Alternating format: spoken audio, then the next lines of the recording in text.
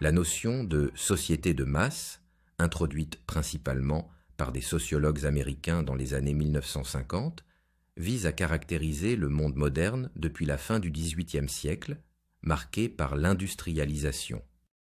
À mesure que la société avançait vers la modernité, les progrès technologiques et industriels ont joué un rôle crucial en élevant les masses, les libérant des structures sociales traditionnelles.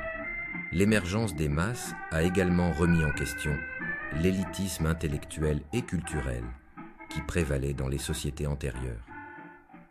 Les normes élitistes ont été contestées au profit d'une démocratisation des goûts et des valeurs, où les préférences populaires ont commencé à influencer davantage la culture dominante.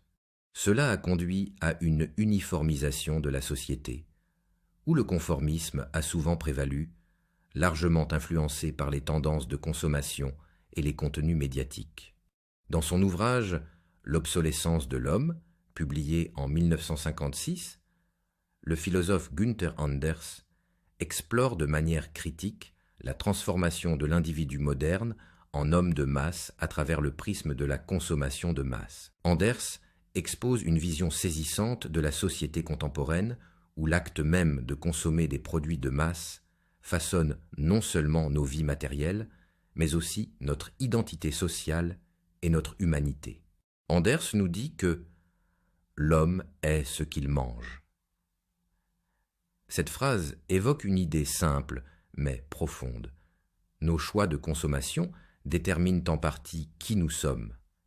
Dans le contexte moderne, cela va au-delà de l'alimentation pour englober tout ce que nous consommons, que ce soit des biens matériels, des médias ou des divertissements. En consommant des marchandises de masse, nous participons à un processus où notre identité individuelle est façonnée et, dans une certaine mesure, uniformisée selon les normes et les attentes sociales dictées par cette consommation de masse. Anders se décrit comment chaque individu, devant son poste de télévision ou tout autre média, devient un travailleur à domicile, dans un sens unique.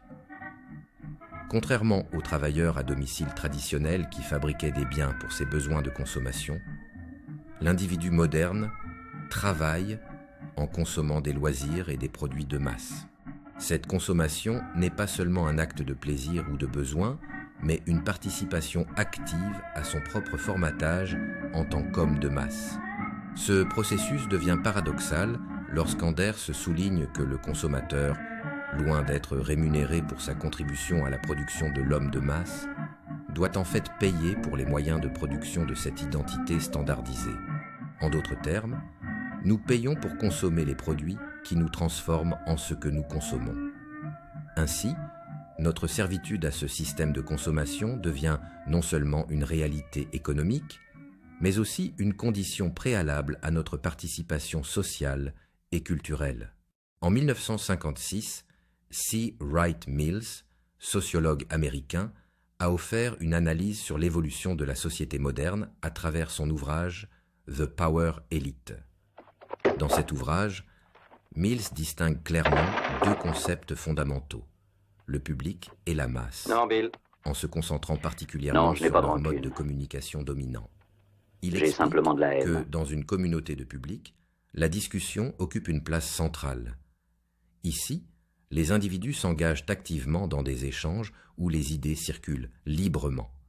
Les médias de masse, lorsqu'ils existent, servent à élargir et à enrichir ces discussions en connectant différents publics primaires et en facilitant les débats à une échelle plus large.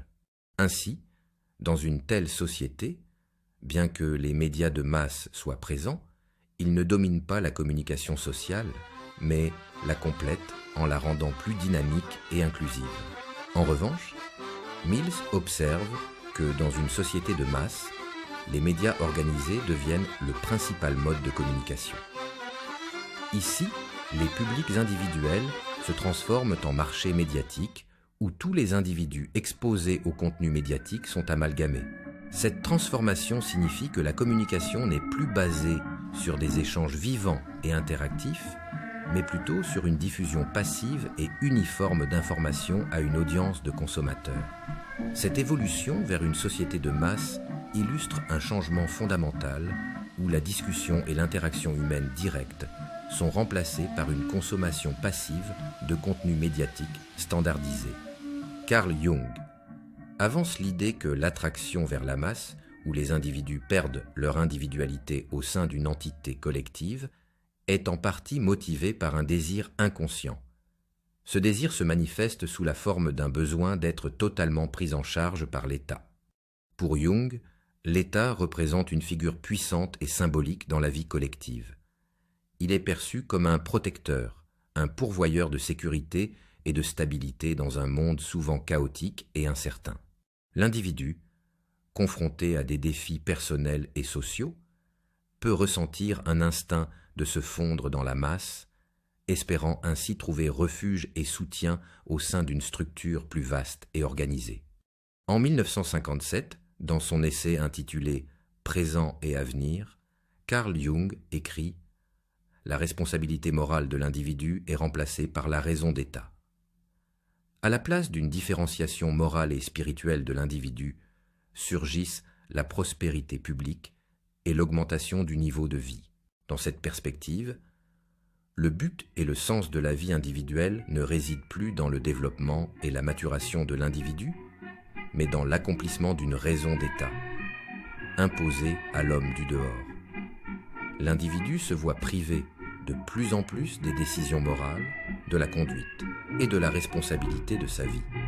En contrepartie, il est, en tant qu'unité sociale, régenté, administré, nourri, vêtu, éduqué, logé dans des unités d'habitation confortables et conformes, amusé selon une organisation des loisirs préfabriqués, l'ensemble culminant dans une satisfaction et un bien-être des masses, qui constitue le critère idéal. Pour ne pas se fondre dans la masse, précise-t-il, il faudrait que chaque individu entreprenne un travail d'introspection, qu'il appelle processus d'individuation. Il écrit « Seul peut résister à une masse organisée le sujet qui est tout aussi organisé dans son individualité que l'est une masse. » Le théologien, philosophe danois et père de l'existentialisme Søren Kierkegaard a une réflexion profondément marquante sur l'individualité et le danger des masses. Il a écrit « Je souhaiterais que l'on inscrive sur ma tombe l'individu ». Kierkegaard s'opposait avec véhémence à l'idée que l'État ou toute autre forme d'autorité collective puisse légitimement s'imposer sur l'individu. Il voyait dans cette imposition une menace directe à la liberté personnelle et à l'authenticité de l'existence humaine.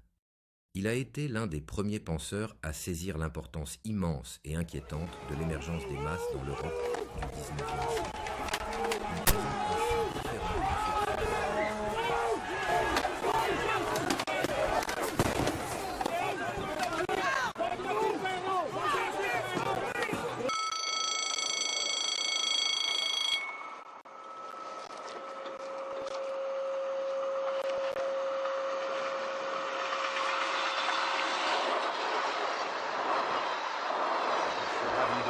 Pour cette nouvelle émission à une semaine pile poil donc du premier tour de ces élections législatives anticipées suite à ce coup de tonnerre politique, donc cette décision de la dissolution donc voulue par Emmanuel Macron. Alors, donc je suis ravi de le recevoir à nouveau.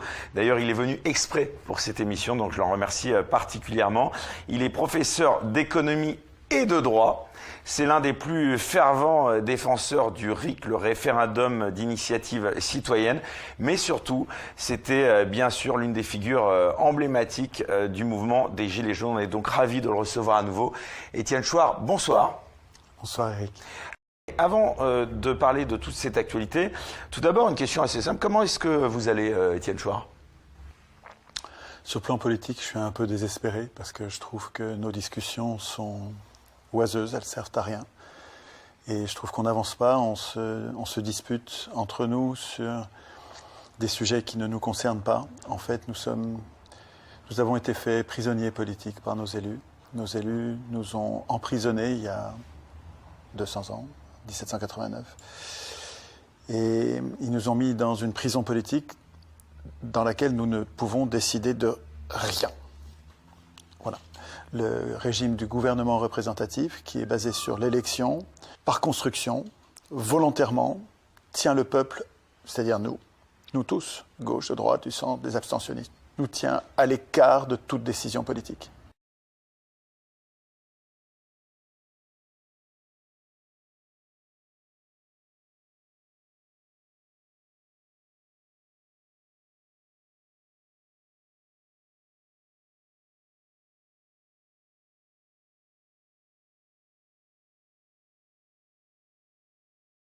Donc nous sommes dans une prison politique où nous ne décidons de rien.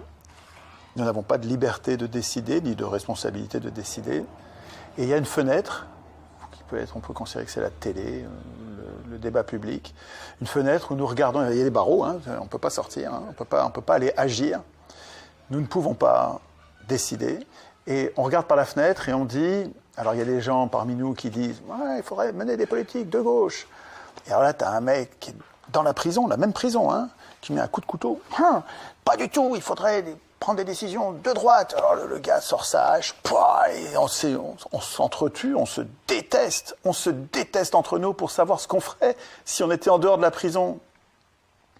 C'est désespérant de vacuité, c'est vide, voilà, ça ne sert à rien. Nos discussions législatives, alors que nous ne sommes pas législateurs, sont des discussions à la con, on perd son temps, on discutaille, on bavardouille, et il n'y a pas moyen d'en sortir. 20 ans que je répète, putain, il faut qu'on devienne constituant, c'est-à-dire qu'on arrête, il faut qu'on s'évade de cette prison. La porte qui est derrière, personne ne s'en occupe.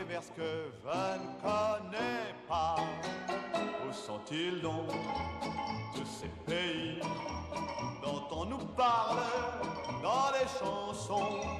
Ils sont ailleurs, très loin d'ici.